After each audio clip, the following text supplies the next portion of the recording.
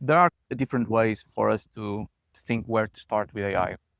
One of the easiest ones is to think about individuals or potentially processes that we know that if we double the capacity, it really unlocks a huge potential within the company. And that might be something as someone who is always overwhelmed, which is within the critical path. Those should be the people, or again, the process that we should start to focus on so that we can leverage that in terms of productivity, but also to remove a lot of that workload from these critical people. In the same way, and kind of related, when we think about these critical people, there are also critical people that are what we call the champions. People that are really keen to try, they are often tech savvy, and that want really to leverage their domain expertise and make the most out of it. These are the people that are really important to think about first. They will be also the people that will help you to drive this AI rollout across the organization because others know this person and they will easily follow them. So they are natural and organic leaders.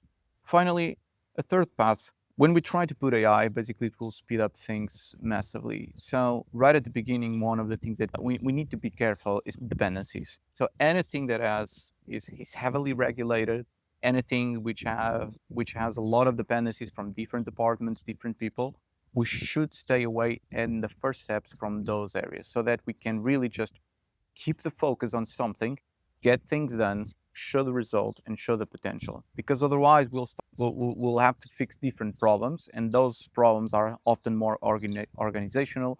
Some of these problems actually more legal related, and that's important to be solved.